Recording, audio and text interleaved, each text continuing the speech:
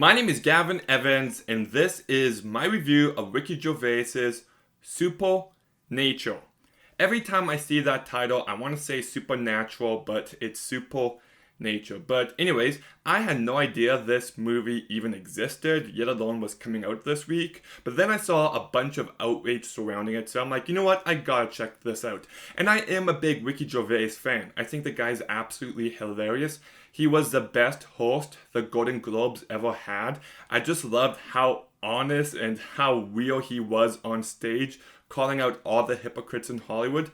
Absolutely loved that, and he just cracked me up. Like, that Judi Dench and Cats joke is an all-timer. But I've never actually watched one of his stand-up specials, so I'm like, okay, let's give this a shot. And lots of people are outraged, lots of people love it because people are outraged. And where do I land? It's fine, I guess. It's nothing special. Like, last year, I reviewed the Dave Chappelle special, and I gave it a 7 out of 10, and in hindsight, I gave it too high of a rating. Like, that one was fine as well. I probably would change it to a 5 out of 10 with a recommendation towards it, because I don't think it's that good, and same with this one. There are some really hilarious moments, but for the most of it, I didn't really laugh all too much.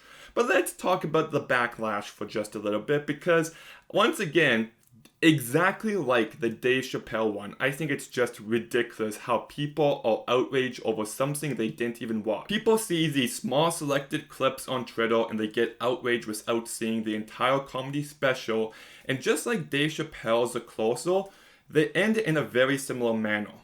Like, let's just say it right here, Ricky Gervais is correct on gender ideology. It's nonsense, it makes zero sense, it's a poison in our society. I've said it a billion times before, and I'll keep on saying it because it bears to be repeated.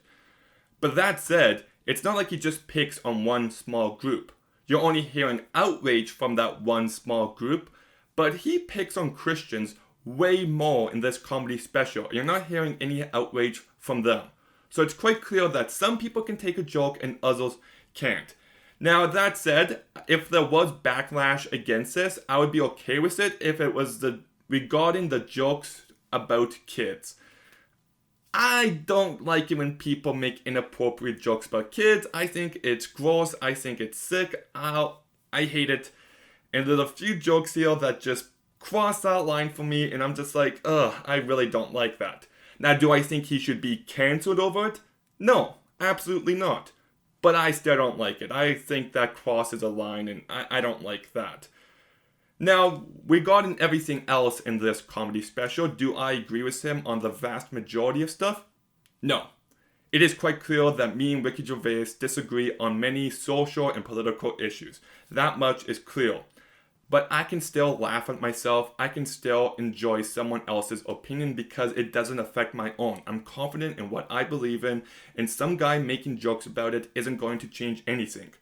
Like, I think Bo Burnham is a hilarious comedian. I think his comedy special last year, Inside, was just fantastic. And I disagree with Bo Burnham on a lot of things as well, but I still appreciate what he does and I can still enjoy it. Now, how funny is this comedy special?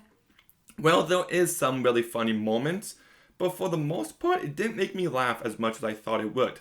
Now, some funny things that did make me laugh was, well, the trans section. I thought that was hilarious. He made a joke about punching down regarding a toddler, and I thought that was really funny.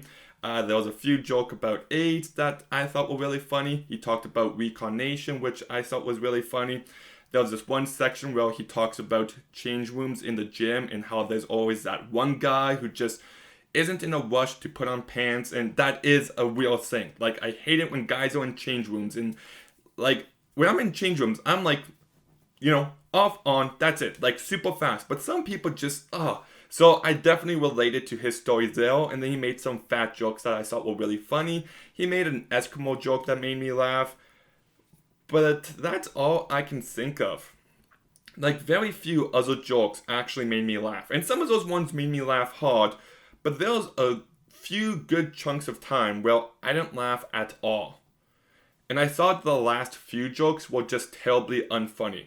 Like, sometimes it feels like he's vulgar just for the sake of it, and I understand it's part of his shtick, but I don't like it when he makes a joke and some people are like, oh, and he's just like, come on. He does that a few too many times here, and it does feel a little forced after a little bit.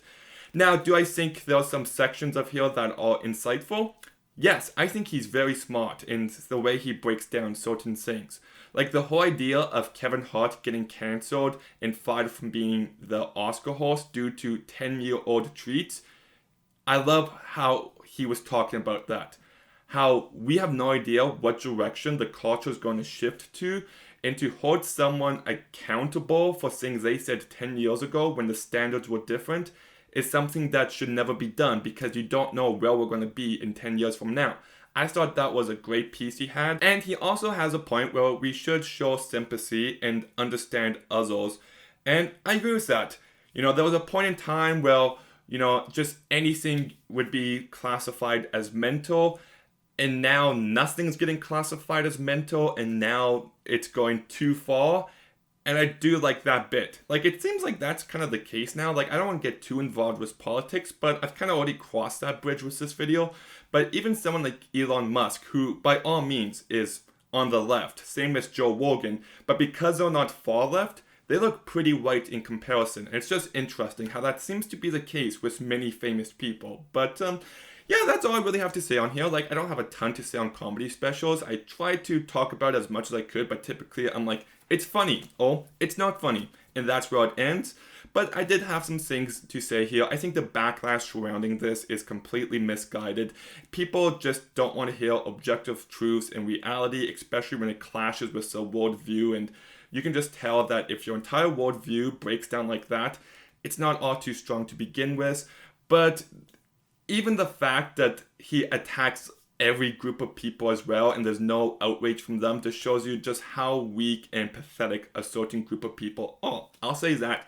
I'm sure you can read between the lines. But anyways, it's got some funny moments, some hilarious moments actually, but there was good chunks of time where I didn't laugh at all. He does have some interesting things to say. It's one that you can watch. I'd recommend enough, but it's not life-changing. It's not great. It's fine. It's enjoyable, and that's as much as you're going to get from it. So I'm going to go ahead and give Ricky Gervais's Supernature a 5.5 out of 10. I don't really know how to rate comedy specials. It's just weird. Like, do I think it deserves a 6 or a 5? I don't know. So I went with 5.5. Don't take that rating to the bank or anything. But have you seen Ricky Gervais's Supernature? What did you think about it? Let me know in the comments down below. Make sure you like, make sure you comment, make sure you subscribe. Stay tuned for some more videos soon, and Gavin out.